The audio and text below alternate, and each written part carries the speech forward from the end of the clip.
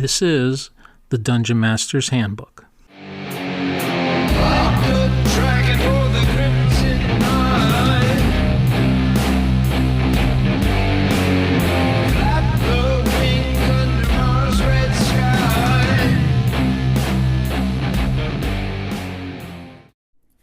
Hi everyone, it's Michael, also known as Chicago Wiz. Welcome to episode 55 of Dungeon Master's Handbook. Thanks for listening. So this is take 3, my third attempt at recording this episode on Chainmail, and I'm going to laughingly blame the first 2 episodes being trashed to a wonderful podcaster who absolutely is doing some amazing work with Chainmail, and you need to put a pause on my episode and go listen to Daniel Norton of Bandit podcast. He is doing some fantastic work with Chainmail. And I was teasing him on the Discord server for the folks that were on the Anchor, now known as Spotify, podcasting service, that every time I sat down to record this episode on explaining how I run Chainmail in my OD&D games, Daniel puts out an episode that explains it so much better than I could. I did write a companion blog post as to how I'm using Chainmail in my OD&D games, and I'm still going to post that, and I'll put a link to that in the show notes so that you can actually see the ones and zeros, if you will, of how I do things. And the podcast was supposed to be about why I do it, but really, you'd be better off listening to Daniel and seeing how he does his game, and you can come and read my blog post and see how I'm using Chainmail in my game. And I think for this podcast, I am going to answer a couple of call-ins, but I kind of want to shift gears, and rather than talking about how I'm using Chainmail, I want to touch on a subject that actually one of Daniel's callers, I think it was Trevor, who made the comment of, I'm so glad that, you're actually showing how to play Chainmail, because I've looked around and it's not there. And it got me to thinking about how we being OD&D folks or wargaming folks are using Chainmail. And the fact that Chainmail has proven to be so adaptable. And so let me take a step back and kind of explain what I'm talking about. Chainmail comes out in the early 70s, gets used by folks up in Lake Geneva for running medieval war games.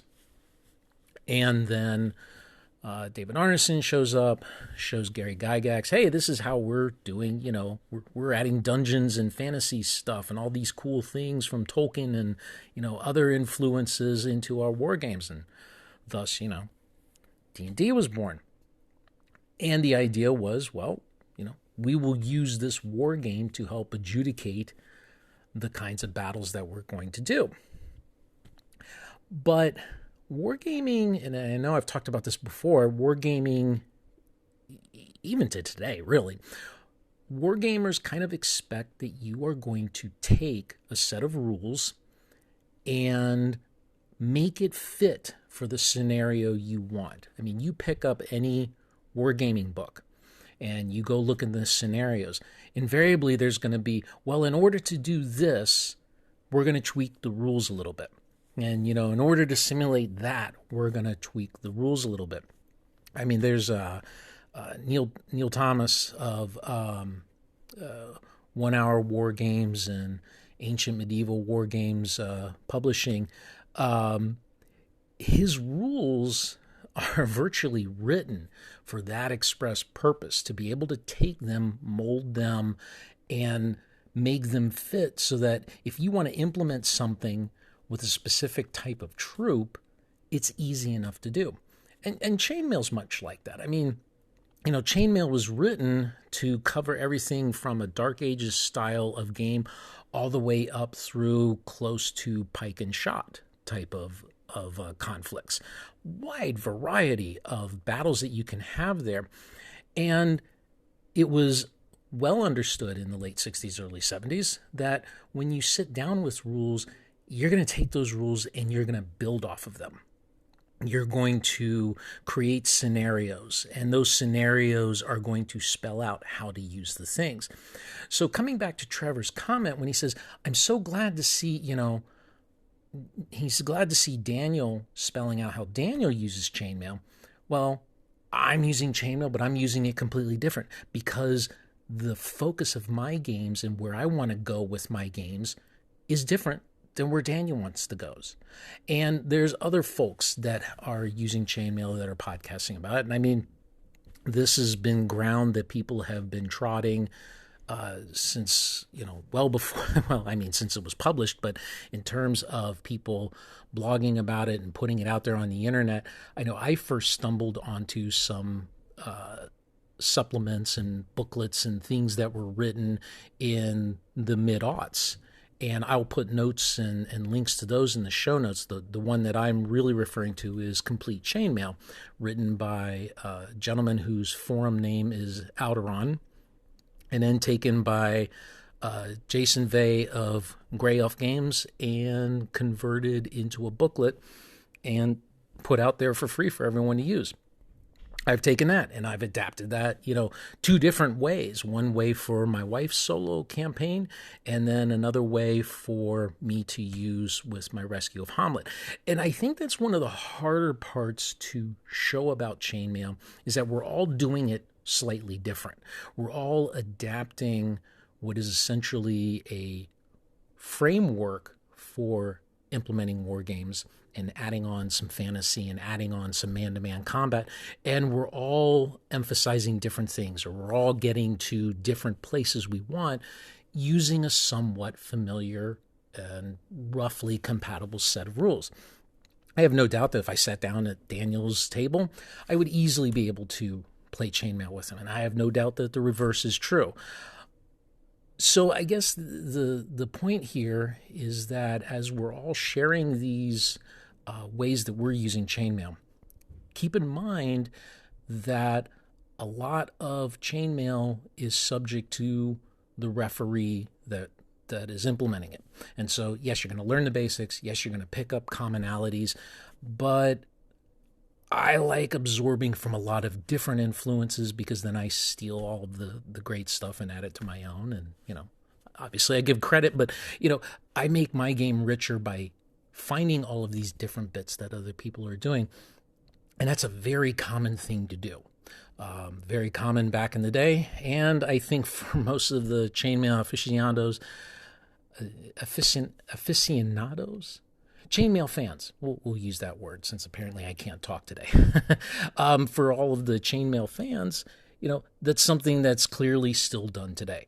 How am I going to implement it? How am I going to make it fit my game, my scenario, what I want to do? And I'm going to tweak it to do the things in the style that I like. So please, by all means, I'll put the links in the show notes. Go see Dan's stuff. Go read Compleat Chainmail. Go see what I'm doing in my blog post. And pick up chainmail and run it for yourself. See what you can come up with.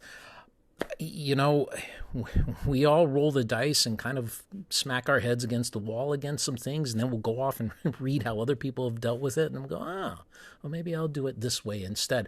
And that will make you just as much of a chainmail player and GM as the rest of us. All right. Well, with that said, I think I can actually release this episode. But before I do that, I've got 2 call-ins today. And the first one is from Jason of Nerds RPG Variety Cast. Hey, Jason here. Just listened to episode 54. And, I've listened to your part of episode 54. I haven't listened to the call-ins yet. But I wanted to mention that the other game that feels a lot like that, you talk about the narrativeness of these older games and how the combat's kind of there to be abstracted and moved past to see what happens after the combat. Well, the original Fantasy Heartbreaker, Tunnels and Trolls, which is more successful than the name Heartbreaker should imply because it's still around, right? Recently bought by Rebellion Unlimited, Rebellion Unlimited, I think. Anyway, the company that has 2000 AD, Judge Dredd, some other stuff. And they are going to be, you can still buy it. and they're going to be doing some new stuff for it. But anyway, Tunnels and Trolls with its combat is very much that. And with also like the saving throw mechanics are very much, the saving rolls are very much, hey, player says, I want to do this, and DM says, oh, I think it'll be about this hard. So it fits right in there too. So that was definitely in the zeitgeist and how a lot of games back, the early games, were thought of. Now that changed pretty quickly with some crunchy games that came in, but it's interesting how those three games all pretty much meet that criteria you mentioned and very well fit into the kind of narrative space people talk about these days. Hey, Jason, thank you very much for the call in. I have to admit, I'm not really as learned in Tunnels and Trolls. I remember trying it out as a solo game. Well, I want to say late 70s, early 80s. I had maybe a book or I somehow stumbled onto it. And I have vague memories of it. It never made much of an impression on me, I guess. I do really enjoy seeing the passion that Tunnels and Trolls players have when they talk about the game. It's clearly something that really connected with them, and there's, it's awesome to see the passion behind it. I think, and this is only my opinion, but that the narrative in the 70s and early 80s was far more geared towards emergent style of play and the style of play that happened during the earlier years, as opposed to maybe the type of narrative game that we think about, from like White Wolf and Vampire the Gathering, the games that really popularized the storytelling, if you will, versus the emergent play kind of narrative. Interestingly, I see games like 5th edition bringing more back into the system and mechanics, where emergent play can now tell as much of the narrative as, say, your background and your faction and, that kind of thing. And I think a difference these days is you have a focus on building the character backgrounds and storylines into the game from the very first get-go rather than coming out organically. And that's kind of the general impression I get is, folks talk about their characters from the 70s. It seems like they talk more about these are the things I did in my campaign versus, well, I was, famous so-and-so from so on and fulfilling my destiny kind of thing. I get less of a sense of that. And I don't know, I think that, though definitely that the idea that the gaming in the 70s was all about procedure and war games and all that, and that today it's more narrative, I don't think that's the case. Is it different? Absolutely, it's different. And I'd love to talk about it more. Thanks for the call, Jason. Next, we have Daniel from Bandit Keeps Mega Media Empire talking about Traveler. Hey, Michael. Daniel from Bandits Keep calling in, just listening to your episode about Traveler, classic Traveler at that. I agree with you. That sounds very narrative to me and very cool. Battlestar Galactica, also amazing. Loved it as a kid. I at first bounced off the new one. I think it was just too different for me when it was actually being aired. But then I watched it all in reruns later on. I don't know, streamed it or whatever on Netflix, whatever it was. And man, it was good. Didn't love the way it ended, but hey, it was good though overall. And I really like the characters and the idea of it and all that. So I could see playing in that world. I'm curious, are you going to go with the people are basically humans, as it would be, are in space like on their own, and planets they go to are basically for supply and things like that, which would be like the new series, right? Versus the old series where it seemed like they kept landing on planets that had people and stuff on it, almost like Star Trek. and it's funny, I didn't notice that as a kid. I was just totally into it. But then when I tried to watch it again a couple years ago, I really noticed it. I was like, hold on, I thought everybody was supposed to be wiped out or on the run from the Cylons. There's people everywhere. So I'm curious how you're going to run it because it sounds really, really cool. And you're making me want to pick up Classic Traveler. I did pick up the new Traveler a while back. Never got it to the table. Honestly, never read it. The box set is sitting on my shelf, but I almost want to leave it on my shelf and pick up Classic based on what you're saying there. So very, very cool. Thanks so much for everything you do, and I will talk to you soon. Hey, Daniel. Thanks for your calling. I got to admit, I've been so tempted to record more podcasts about Traveler, but I don't want to turn this into a traveler podcast because, kind of Dungeon Master's Handbook, but in space. I don't know.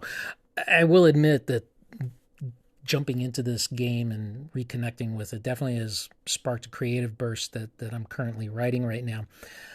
I can kind of sort of answer your question about the what I'm doing with BSG. Part of it, I don't want to dive too deep into the details again because I don't know if I'm going to start a campaign on it or not. Anyway, part of the lore that I've established, though, is that the space that humankind first ventured into was uncolonized and then colonized by humans. And, this happened. There was a dark time, and then there was the war with the Cylons. Well, there's an area virtually next door to where the colonial, the 12 colonies was set up, and it's called the Veil. I don't know if you remember, or I can't remember. Yeah, I think you said you hadn't seen the original series. One of the things that they talked about in the original series was a large area of magnetic darkness, and so I kind of took that, and I've made something called the Veil. And that's an area that was just beginning to get explored by the colonial scouts because I needed to have a scouting service, a little bit based on the Traveler rules. And so I'm going to point the characters in that direction. There are rumors, very whispered rumors that, the scouts found something, but nothing was announced publicly. But it will definitely come out in the first little bit of the game, I feel like, and we'll see what happens. I'm trying to avoid spoilers because I definitely could see this turning into a campaign as much creativity as I'm putting into it. And I guess it's a good time to say to everyone that Gamehole Con has accepted my Battlestar Galactica Traveler game event. That is happening the third weekend in October in Madison, Wisconsin. So if you're curious about this whole scenario and what I'm doing and you want to play, well, I hope you'll join me. Me and my wife, Angie, are going to be there exploring different games and having fun, and it would be awesome to see you and see you all and come say hi. Anyway, Dan, thanks for your call, and I hope you do pick up Classic Traveler and go through it and, share your thoughts about it. I'd be curious to see what you discover from the old game. All right, that's it. I hope you all have a wonderful June, and until next time, game on.